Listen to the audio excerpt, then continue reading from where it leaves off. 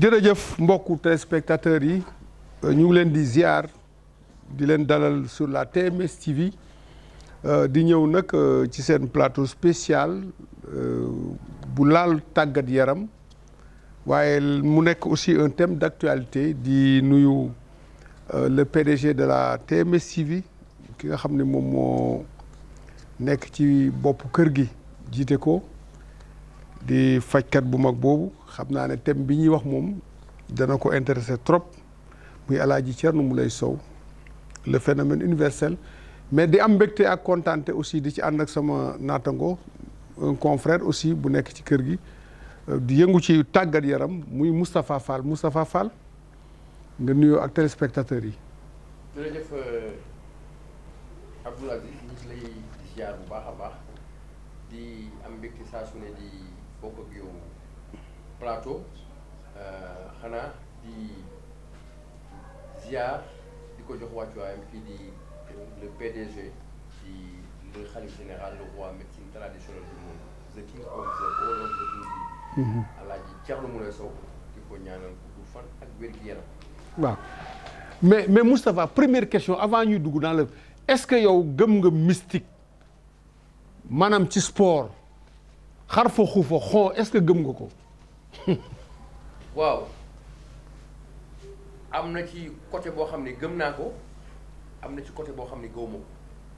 ah déet boo koy gëm kay da nga koy gëm wala nga bañ ko gëm. waaw xam nga lu tax. waaw ban côté nga ko gëm.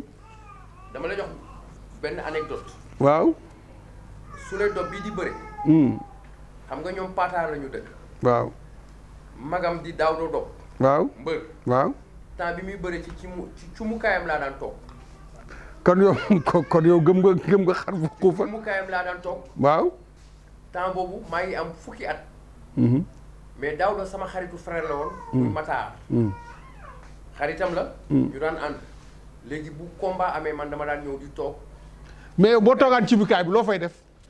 waaw su ma toogaan ci cumukaay bi. léeg-léeg dañ ma daan jox ay yenn gàllaaj yoo xam ne dama koy téye. am yenn heure yoo xam ne dañ ma koy laaj. waaw léeg-léeg sax ñu ne ma mbër mi nii la ko war a defee ak nii. ñu bindal ma ko ci papier ma téye ba heure bi jotee ma ko. léegi anecdote bi ma la ciy jox. li ma la wax lu yàgg la en 88 mot na léegi fanweeri at ak ñaar lu yàgg na. Daouda Diop doon bëre ak Boy Diouf bu Diourbel. waaw arène bi nekkoon ci guy gi à Kaolack amoon na arène bu nekkoon foofu te ñu ko daan def crinting.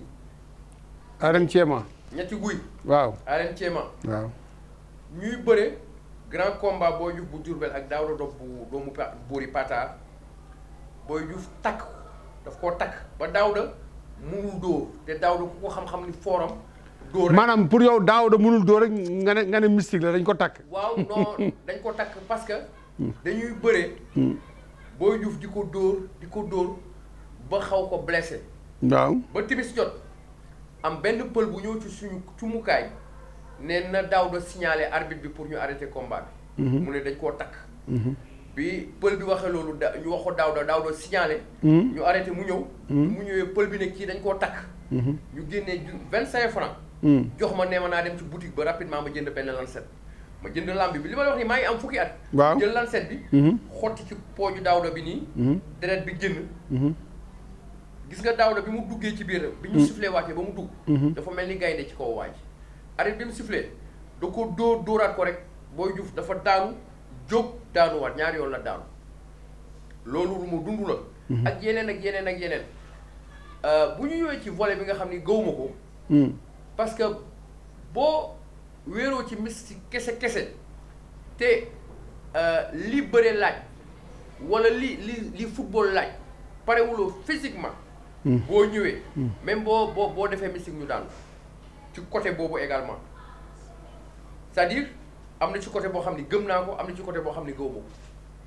waaw léegi yow wax nga ma côté bi nga gëm maanaam jox nga ma exemple Boy Diouf ak Daouda Diop. mais mooy côté boobu nga xam dund nga ko gis nga ko mais beneen côté bi nga xam ne nag gëmuloo ko nag léegi foofu laa bëgg nga ñëw. waaw beneen côté bi nga xam ni gëwuma ko. bi ma gën a nekk xale. dama dajeeg benn paawu sëriñ bu daan ñëw tribunal Kaolack moment yooyu maa ngi nekk élève mais gisuma woon dara lu dul dem Europe.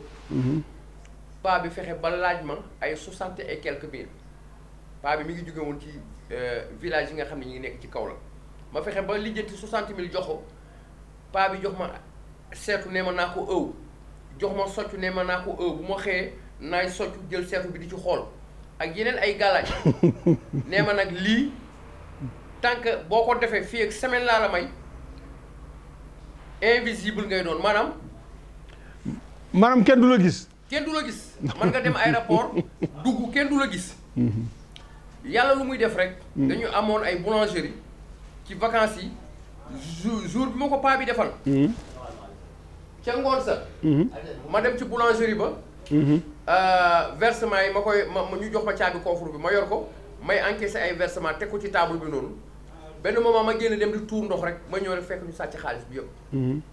te paa bi may defaral loolu daf ma ne daf ma joxaale leneen ne ma même lii téere sàcc la bureau bii nii ci four bi nii. fii kenn du fi sàcc. joxaale ma affaire bi nga xam ni invisible la mais gis nga jour bi ma jox gàllaaj ji.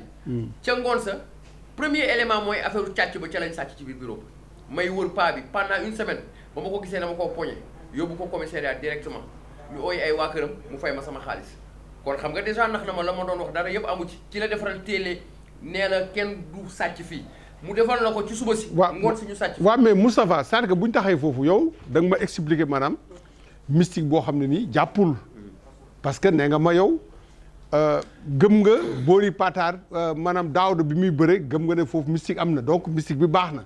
mais yow da nga dem tombé koo xam ne nii xëy na mënul dara mu lekk sa xaalis mais bu ñu ñëwaatee maanaam ci wàllu sport bi nga xam ne nii maanaam dañ koy suivre di ko dund. tey football d'abord Coupe d'Afrique lañ génnee gisoon nga wala déggoon nga sëriñ yi doon wax naan Sénégal du dem final.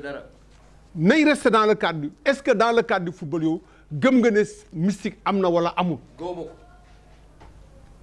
te xam naa di ma laaj. mystique amul. non ci football loo amul. très bien xam nga coupe du monde. waaw. mi ngi commencé 1930 en Uruguay. waaw. ñu ngi ci lan 2022. waaw. xam nga léegi ñun ñu def 100 ans. waaw bientôt téeméeri at. te téeméeri at ba léegi. bi coupe du monde commencé depuis Uruguay 1930. waaw. amul benn équipe bu Afrique bu mos a qualifié. waaw mais non attention boo ma ne mystique mais yow pour yow tubaab bi xamuñ mystique mais ay fétiche ak ay affaire yooyu mais dama ne. non dama ne. mais Moustapha su ñuy wax mystique. waaw Afrique moo tax ñuy wax. donte tubaab pour yow daal tubaab yi ñoom duñ def yooyu. bu ñuy wax mystique dëgg-dëgg. xam nga mystique mu ngi ci ay ñeengoog yooyu yëpp mu ngi ci. mais bu ñuy wax mystique dëgg-dëgg. waaw Afrique moo tax ñuy wax mystique. waaw. 1930 ba léegi amul benn équipe bu Afrique bu mos a qualifié en demi-finale mieux lamb ji boo jëlee exemple tey lamb ji. waaw. da ngay gis mbër bu dem investir 20 millions avant combat am mu dem sëriñ bi ne ko bu neexee suñu borom yow yaay daan waat encaissé 20 millions mbër mi dem ci lamb ji ñu yónnee ko ba biir weex tàllu dóor ci suuf kon xam nga déjà mbër mi sànni na xaalisam ci Mali foro ci ngelaw. ñaata yoon ngay. waaw mbër moomu nga xam ne nii sëriñ bi daf ko wax ne ko soo demee yow yaay daan encaissé xaalisam beneen ka muy bëreel moom tam mu dem ñu ne ko yaay daan est-ce que boobu temps yow munoo jàpp ne que le mystique moo ba gën a baax kale. déedéet est-ce que lu munu nekk tamit. déedéet xam nga foofu lu muy indi moo tax ñu ne la mystique bi gën a baax ci sëriñ bi. mooy mu ñaanal kuy dem guerre xam nga boo demee guerre. boo ñaaneele kuy dem guerre bu demee ca guerre ba lu mu metti su ñibbisee nga am ndam yow mi ko ñaanal yow sëriñ bi te su fa desee mais kenn du la laaj dara xam nga ka nga defal mystique mu fay la ay millions dem guerre des fa bu ñëwee kooku xam nga pare nga ak moom mais bu ñibbisee mais am nga ndam yow parce que defal nga ko loo xam ni dem na guerre bu métti ñibbisi waat. bon yow mi nga xam ne journaliste sportif nga da ngay couvrir ay manifestations sportives est-ce que musula arrivé ngay xool match gars yi di tiim camp yi di raté nga njort na fii mystique am na fi est-ce que loolu mus nga ko dund. waaw dama daan seetaan nawetaan may gis attaquant bu dugg ci surface de réparation bi duut défense bi yëpp ba duut góol bi. waaw jàkkaarloo camp yi. waaw ñëw oral ballon. waaw loolu mystique la. bon man du ma gëm ni mystique la parce que. da ngay dégg souvent ñu ne bu oralee ballon bi ñu ne dafa tëj camp yi mais man dama jàpp que. mais est-ce que camp mën nañu ko tëj. ah am na ñu koy wax ah. non yow laa jàpp yow bul ma ne am na ñu koy wax. pour man mënuñ ko tëj. yow dama ne ak li nga seetaan football di ko suivre. pour man camp mënuñ ko tëj. loolu mystique la wala du mystique. déedéet pour lan la pour man camp mënuñ ko tëj xam nga camp bu ñu ko mënoon tëj. Sénégal bu demee tey coupe du monde. waaw day tëj ay camp ba final coupe du monde jël coupe du monde bi. la preuve 2002 bi ñu demee coupe du monde quart de finale. waaw Turquie. waaw ñu éliminé en quart de finale 1-0. waaw xam nga bu ñu tëjoon suñu camp yi kon bal du fa dugg. waaw te pourtant bu ñuy dem. waaw mais bu tëjee si camp yi ñoom tam ñu am keneen koo xam dafa mën a ubbi camp nag. non xam nga gis nga football. pour man du mystique. il faut être prêt mentalement tactiquement et physiquement. mystique amu ci. non man góoma mystique ci football.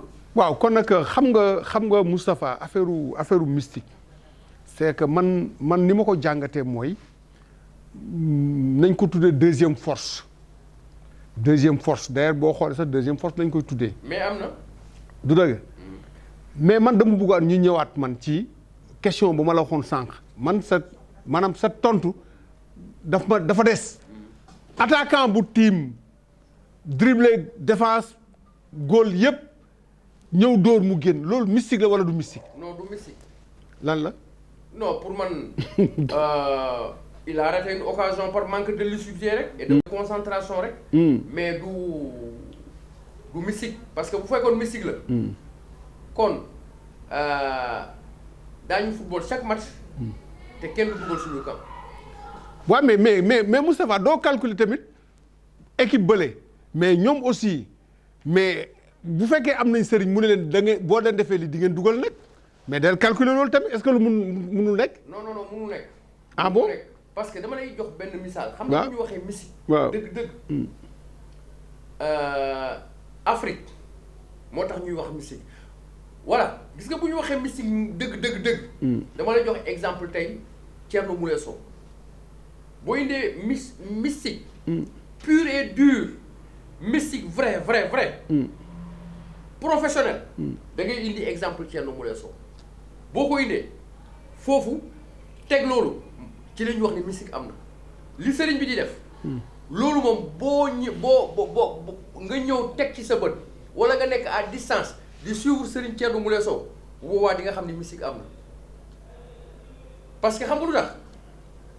xam nga mystique am mooy lan bu dugg see ci kër gi lu kër gi sedd bu ñëwee kër gi day tàng lu kër gi tàng bu ñëwee di xool patient yi bu la defee contact des yeux xool la nga commencé di vivre boo nekkee tey ci ay jafe-jafe nga tudd ñetti turam ba Sénégal ba à l'étranger ci saa si sa jafe-jafe yi day saafaraw xam nga kooku la ñuy wax mystique jooni exemple yooyu nag mën nañ wax ni mystique am na mais ci beneen wàll wa pour man mystique amul parce que mystique yooyu ay njabar la ak yeneen mais mystique gu par exemple Thierno Moule Sow léppam yàlla ak yonent bi la ak xam-xam boo xam ne yàlla suñu pouvoir boo xam ne yàlla suñu borom moo ko dugal ci biir yaramam nga xam ne lu mu ñaan day am parce que attention mystique dafa bëri façon am na mystique mbojo am na mystique boo xam ne suñu borom moo ko dugal ci yow boobu moom ba àddina tukki dara du ko déedéet ci yow mais waxuma mystique yi nga xam ni ay genre mystique mbojo lañ nga xam ni mën nañ def tey réussir ñu def suba du réussir bu jëlee l'exemple de Thierno Moule Sow nga xam ne moom léppam heure bu ko defee day réussir ba ci bouteille yi tey nit ñi di indi fii bu la ci ñaanalee boo demee utiliser ko da nga am li nga loo gis. waaw loolu benn parenthèse de boo ubbi ci maanaam ci pouvoir magique u Thierno Moule Sow mais bu ñu ñëwaatee ci ñi nga xam ne dañ naan ñoom ay marabu lañ ba pare ne am nañ xam-xam boo xam ne mën na maanaam joxe ndam di yëngu ci làmb ji wala moo xam ñuy yëngu ci football bi léegi dem nañ ba. boobu gën a garaaw. bu ñu demee par exemple tey borom armeel dañ naan maanaam dafa am mission dañ naan boo demee ci armeel ba nga indil ma càngaay nii wala nangam loolu pour am ndam loolu yow nan nga ko gisee. mais Aziz loolu lu garaaw la loolu lu garaaw la armée am na de li nga wax noonu. dafa am. ñuy dem sax waxuma la au delà même càngaay ñuy dem bay sulli ay néew di dagg seeni ay cër ngir jox ko mbër mi mu daan mais loolu lu garaaw la. te loolu jàpp naa ni képp ku koy def non doo sëriñ caay moo ko lal parce que gis nga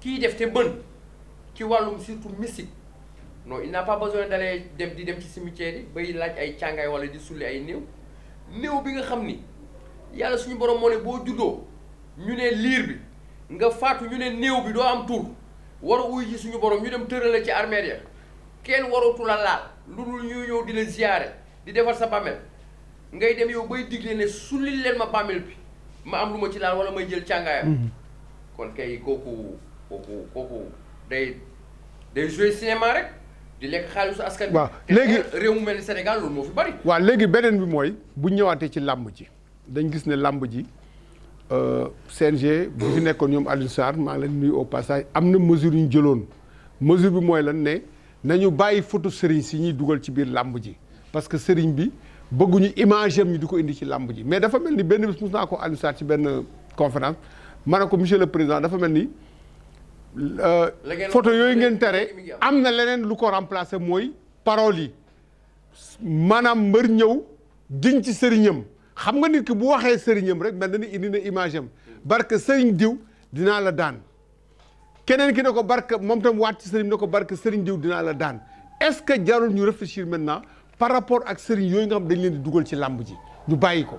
waaw mais loolu je pense que indi nga élément bu am importance parce que loolu je pense que c'est extrêmement dangereux pour un pays qui est le Sénégal dafay mel ni affaire waaso wala li ñuy wax ci tubaab tribalisme. waaw te xam nga da nga wax sànq que ni ñoom Alioune Sarr bi ñu fi nekkee dañu jël ay mesures ba photo sëriñ dootul dugg ci làmb bi. dëgg la. xam nga loolu. photo la mais mbëri ci kàddu bu ñu waxee ba tudd sëriñ mais. mel na ni image bi ñëw na. c'est pareil comme ni nga wax mel na ni image bi ñëw na. dëgg la loolu nag il va falloir CNG jëlaat ci prêter ci attention un œil et une oreille attentive jëlaat ci ay mesures. waaw léegi benn parenthèse question relance mais nit ki nga xam ne aussi dafa am gëm-gëm parce que nag on est dans ay croyants lañ am na lu ñu gëm maanaam gëm sëriñ am loolu dañ ko fekk wala gëm sa diine est-ce que nit ki xam dafa dem uti ndam tey maanaam le fait que mu waat ci sëriñam ndax gëm-gëm est-ce que loolu tamit xel mënu ko nangu. non xam nga Abdoul Aziz. xam nga ndam. nekkul ci loxo nit. ndam li war a xew ëllëg. suñu borom rek moo ko xam. waaw d'accord mais boo fekkee da nga am sëriñ rek est-ce que amoo droit waat ci sa sëriñ waaw. loo am sëriñ ndam suñu borom rek moo xam ki war a am ndam ëllëg tey man bu ma xamoon ni ëllëg président de la république lay doon kon jarul may liggéey jarul may sonn damay tëdd rek ba bés ba jot ma dem maanaam la war a xew ëllëg suñu borom moo ko xam. d'accord mais aussi est-ce que joxul nit ay xam-xam yoo xam ne nii mën nañu gis lu ñëwagul est-ce que loolu tamit mënuloo. non xam nga mënoo ci ànd. sëriñ bi. dafa am foo xam ni. ñaan lay def am na ñuy ñaan ci leneen. mais est-ce que daal nga takk téere yow Moussa Ba. non man musuma takk téere. pourquoi doo takk téere ba tey wax yow du ma takk téere. déedéet du ma takk téere du ma la takk téere mais léeg-léeg ma indi sama butéel ci Serigne Thierno Moule Sow mu ñaanal ma ci. waaw léegi avant ngay xam Thierno Moule Sow est-ce que daa doon am butéel saafara. du ma takk téere. non du ma takk téere du ma laal saafara. barki laa ilaaha illallaah du ma takk téere du ma laal saafara. kon barki rasulilaay du ma takk téere du ma laal saafara mais sama aqulaay taala léeg-léeg bi ma yàlla boole Serigne Thierno Moule Sow de temps en temps dinaa ni sama butéel mu ñaanal ma ci xam nga lu tax parce que Serigne bi léppam yàlla la ak yonent te fii yàlla rek moo fi nekk ak yonent bi léppam yàlla la ak yonent bi moo tax may jël sama butéel comme yeneen nit ñi nekk Sénégal ak ci àdduna yeneen taalibe yi ni ñuy ñëwee di indi seen butéel nit ma ñëw parce que nag lu baax njëriñ la te lu baax gars yi du ñu dem fu dara nekkul. dëgg la fu dara nekkul. dëgg la déedéet gars yi. waaw léegi yow gëm-gëm boobu nga am. ci sëriñ bi parce que gis nga ne moom lii muy def c'est une réalité. non maanaam dafa wóor. waaw dafa wóor. comprendre nga mais yow possibilité boobu nga am tey pour mun a gis sëriñ bi am na koo xam ne xëy na moom amul possibilité pour ñëw gis sëriñ bi mu dem gis keneen est-ce que par exemple tey le fait que mu dem gis keneen mu maanaam mu jox ko ay saafara wala yooyu wala ne ko jox ko ay tegtal est-ce que kooku tamit maanaam moom tam mënul basé wu ci loolu. dana la waxal tey lenn loo xam ne dina la jaaxal. est-ce que xam nga même ci l'islam. diine l'islam. dañu ne. heure boo takkee téere yow. waaw bokkaale nga ak suñu borom. waxuma ko de. borom xam-xam yi ñoo ko wax waxati ko. ma laaj ci nag borom xam-xam bu ne fekk ci conférence bu ne. au début sax man affaire bi daf ma jaaxaloon j'étais pas d'accord. waaw mais ma laaj borom xam-xam bu ne. ñu ne heure boo ko takkee. bokkaale nga ak yàlla suñu borom.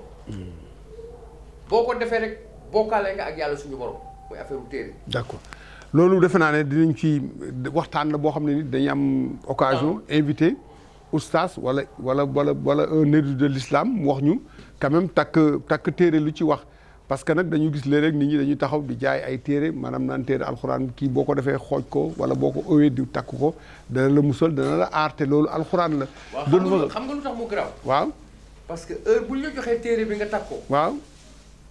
heure boo amee ndam wala nga am xéewal rek da ngay jàpp ne téere bi moo la ko jox. foofu dama lay yokkal dama mus a def benn plateau invité benn oustaz mu ne nañu bàyyi xarfa xuufa yi ñuy jël di ko dugal ci làmb ji ndax su mbër bëree ba daan xam nga lu ñuy wax daal ne ah sëriñ bi waxoon na ko de ak non pas bi waxoon na ko newoon na combat bi du yàgg newoon na da koy dóor mu daanu sëriñ boobu moo aay léegi nag le même lutteur ëllëg su demee làmb ja suñ ko daanee ñee ndogalu yàlla la mel ni daal yàlla moom defet yi sëriñ si ñoom moom ndam bi looy wax ci loolu.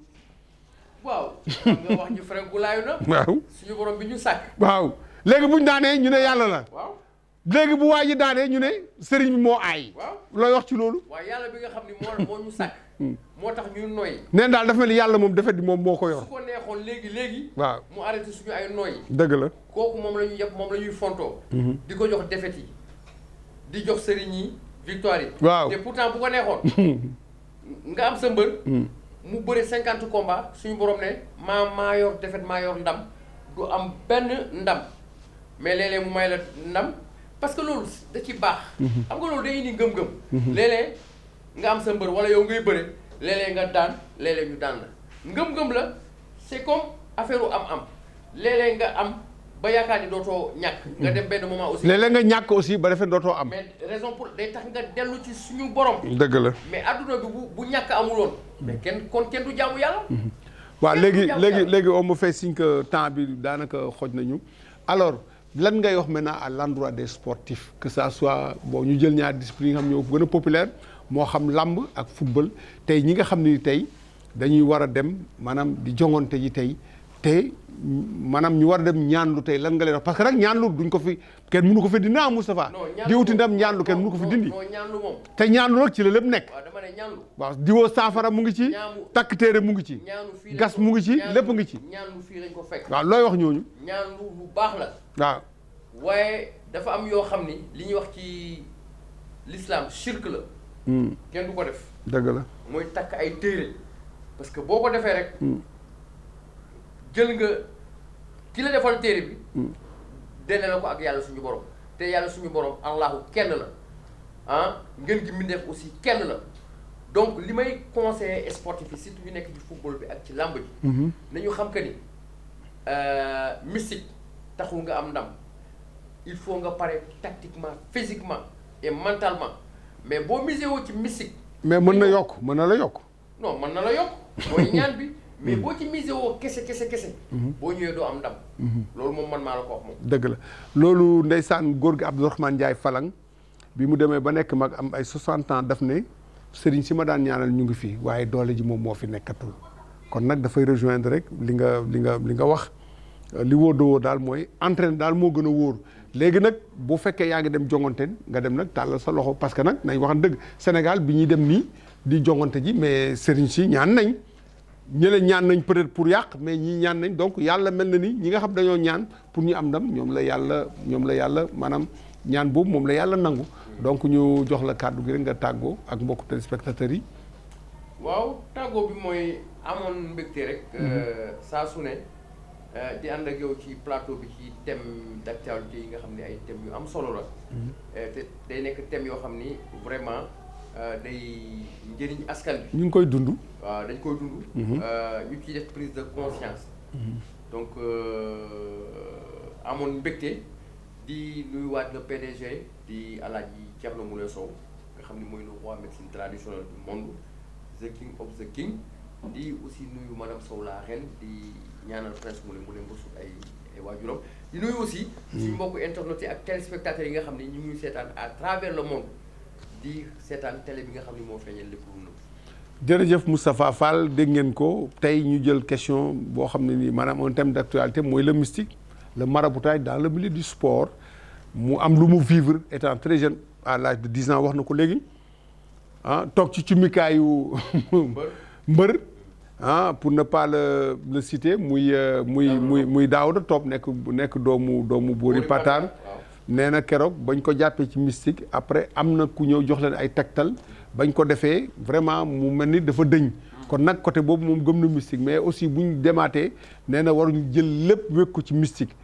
quand même ñi koy ooyee deuxième force mooy lan mooy na nga entraîner gëm ay consignes ñëw dëggal sa bopp buñ la ñaanalee nag vraiment nga ànd ak ñaan gi yàlla mun na defal ndam donc ñi nga xam ne nii dañuy ñëw di waat ci sëriñ nañ bàyyi sëriñ si fële parce que sëriñ jongantewul sëriñ mun na la ñaanal rek waaye la ci des yow yaa koy yeggali waaye bañ dindee image yu sëriñ si commencé di wax seen tur dafa mel ni indiwaat nañ leen ci làmb ji kon nag nañu xam ne mystique dafa am fu mu war a yem mystique du moom mooy tax nga gagné li leer daal mooy nit ki na gëm boppam óolu boppam entraîner am dooleem am tactique am entraîneur bu wóor a wóor comme ça li ci des moom vraiment après yàlla mën na ko ci defal ndam donc Sénégal ñu ngi leen di encourager une fois de plus xam ne performance bi Sadio Mané ngi nii penalty bi mu njëkk a dóor ci final bi daf ko raté mais deuxième penalty daf ko dugal donc loolu kenn mënu wax ne mystique am na fa comprendre nga ak yeneen yoo xam ne ni vraiment dañ koy dund que ça soit dans le milieu de la lutte que ça soit dans le milieu aussi du football nga xam ne c'est les deux disciplines sportives